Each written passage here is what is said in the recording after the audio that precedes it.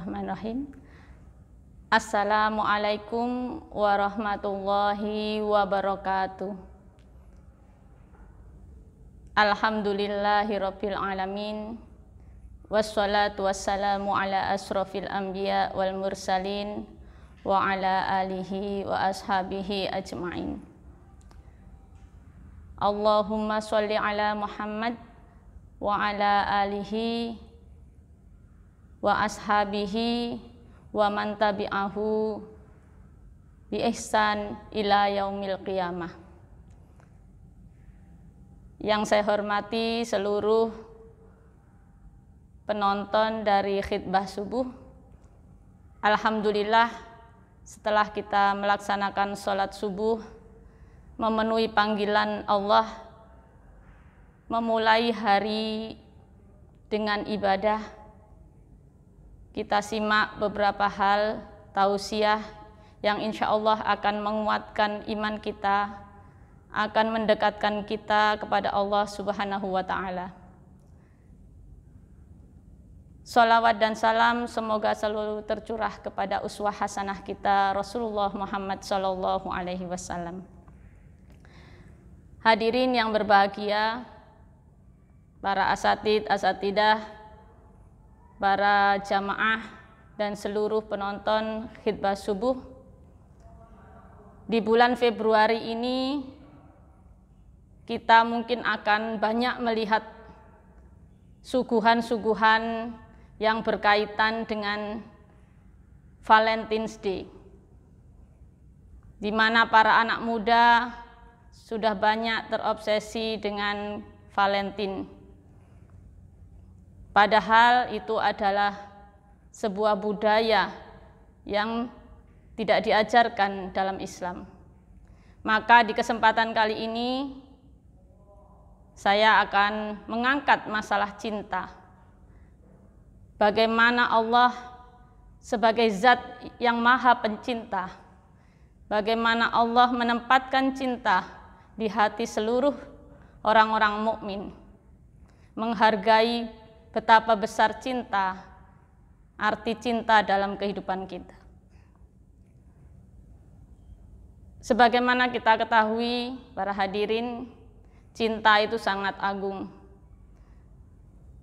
Islam mengatur bagaimana kita menempatkan cinta dalam hati kita,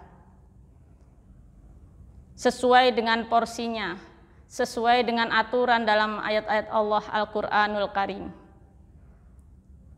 Bagaimana kita menempatkan cinta? Yang pertama, tempatkanlah cinta yang tertinggi hanya kepada Allah. Cinta kita yang tertinggi dan paling tinggi adalah cinta kita kepada Allah. Karena Allah adalah zat di mana kita akan kembali kepadanya. Cinta kepada Allah tidak ada tawar-menawar. Cinta kepada Allah harus menjadi prioritas kita dalam hidup kita di dunia maupun di akhirat. Bagaimana kita cinta kepada Allah? Bagaimana bukti dan tanda-tanda kita cinta kepada Allah? Yang pertama, cinta kepada Allah dibuktikan dengan satu, tidak mensekutukan Allah. Mensekutukan Allah, berbuat syirik kepada Allah adalah dosa yang terbesar. Salah satu hal yang paling dibenci oleh Allah adalah mensekutukannya. Dosa yang tidak terampuni oleh Allah dibandingkan dosa-dosa yang lain. Kita melihat sejarah bagaimana Abu Jahal, bagaimana Abu Lahab, tokoh-tokoh Quraisy, mereka tahu bahwa ada Allah yang menciptakan seluruh alam semesta. Tetapi mereka mensekutukannya. Dan itulah yang membuat mereka dianggap oleh Allah adalah sebagai ahli neraka. Jadi bukan karena Abu Jahal itu tidak pernah berderma, bukan karena Abu Jahal itu jahat kepada semua orang, tidak. Tetapi dosa yang membuat dia dicap oleh Allah sebagai ahli neraka adalah karena dia mensekutukan Allah. Maka di kesempatan kali ini berhati-hatilah dengan syirik. Terkadang kita meyakini adanya Allah, kita sholat, kita puasa, kita melaksanakan syariat Allah. Tetapi ada juga yang masih kedukun, ada yang masih mempercayai kekuatan lain selain Allah. Maka itulah syirik. Dan Allah tidak akan mengampuni syirik. Bahkan dalam kesempatan yang lain, di dalam riwayat yang lain dikatakan bahwa dosa syirik adalah dosa yang melebihi dosa berzina. Yang kedua adalah cinta kepada Allah ditandai dengan selalu taat kepada perintahnya dan menjauhi larangannya. Maka seyogianya lah kita selalu taat kepada Allah dengan selalu menyahut panggilannya. Ketika azan berkumandang, maka segeralah kita menyambut panggilan Allah ini dengan sholat. Segera melaksanakan sholat. Jangan ditunda-tunda, karena itu adalah tanda ukuran kecintaan kita kepada Allah. Semakin kita cepat untuk melaksanakan panggilan Allah, maka kita berarti lebih cinta dibandingkan orang-orang yang lambat dalam menyahut panggilan Allah. Yang kedua adalah cinta kepada Rasul.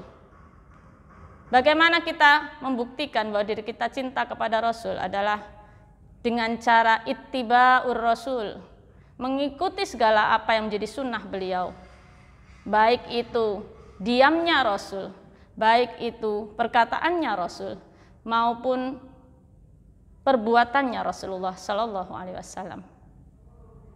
Banyak sekali hal-hal yang mungkin kita belum bisa mengikuti sunnah beliau.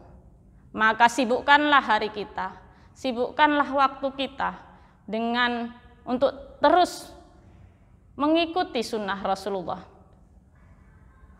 Hari-hari kita, waktu-waktu kita, detik demi detik, menit demi menit, seyogyanya kita sibukkan dengan mengikuti sunnah beliau.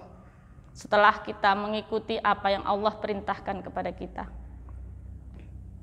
Termasuk dalam hal cinta. Bagaimana Rasulullah mencontohkan cinta kepada orang tua. Bagaimana Rasulullah mencontohkan cinta kepada para sahabat. Mari kita pelajari itu. Yang ketiga, Islam menempatkan cinta yang tertinggi adalah kepada kedua orang tua.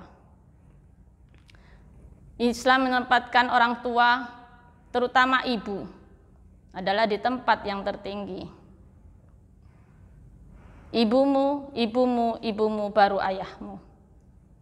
Bagaimana kita bisa memuliakan orang tua, terutama memuliakan ibu.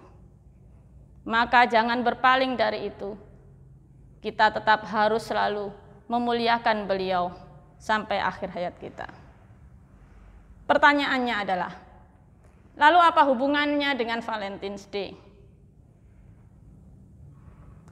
Yang paling pokok adalah bagaimana fenomena yang terjadi saat ini Valentine's Day dihubungkan dengan saling mencintai di antara dua makhluk, di antara dua manusia yang tidak sejenis, bukan muhrim, bukan mahramnya. Maka itu yang menjadi masalah.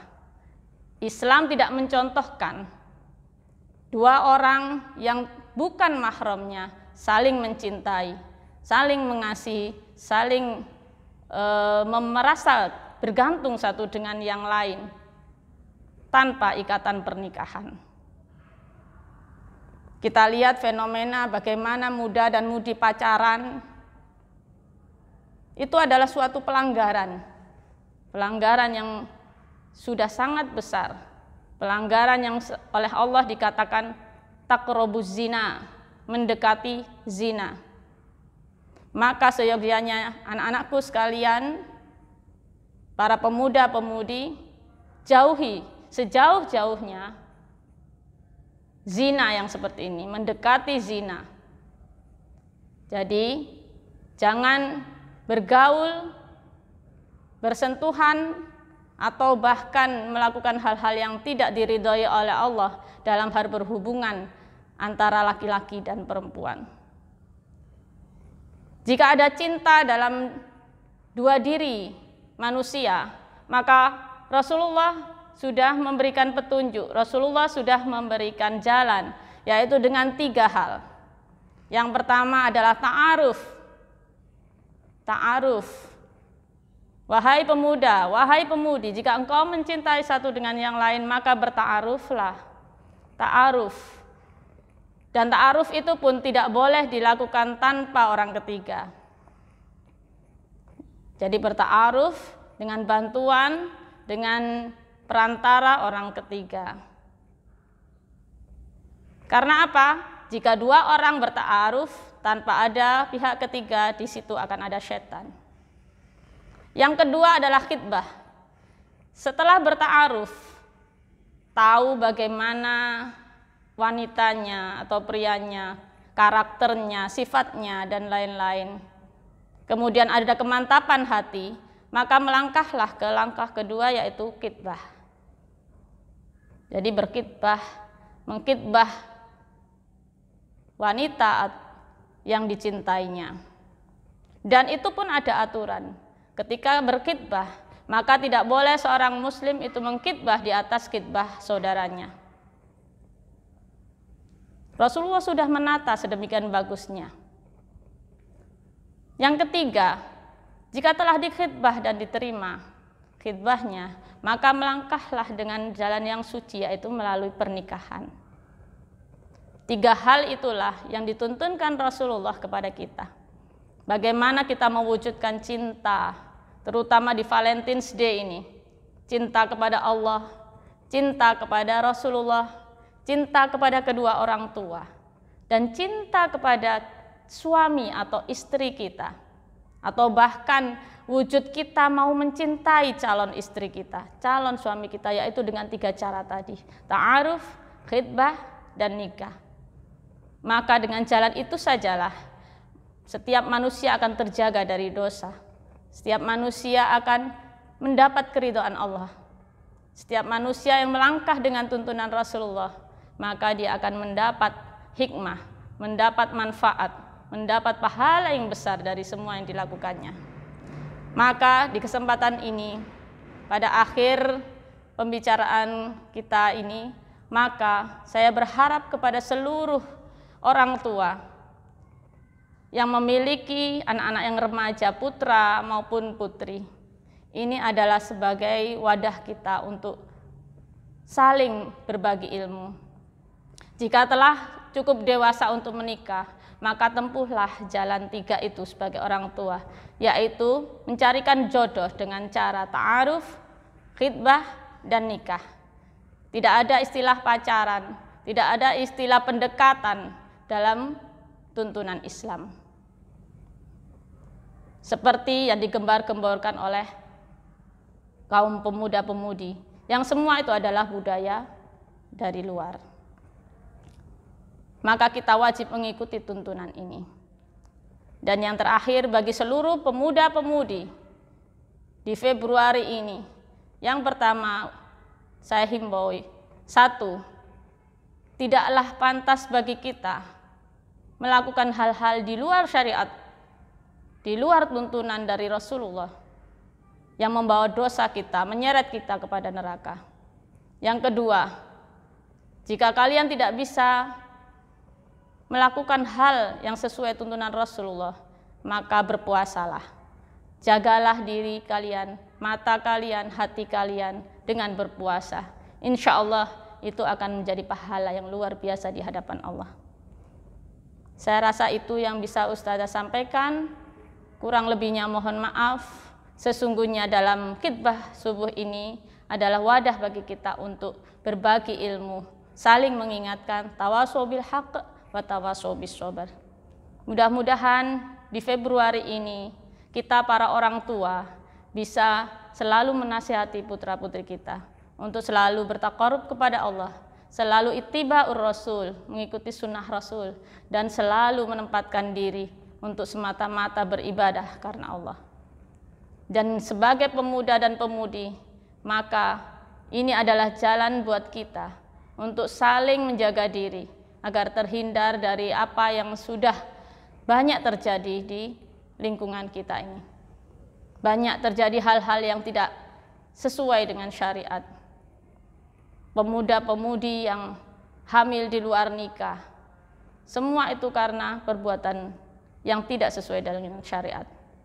Saya rasa itu yang bisa kami sampaikan. Sesungguhnya kesempurnaan itu hanya milik Allah, dan kesalahan itu semata-mata karena kebodohan diri kita sendiri. Maka kita beristighfar kepada Allah, mohon ampun, semoga Allah menjadikan kita umat yang bertakwa.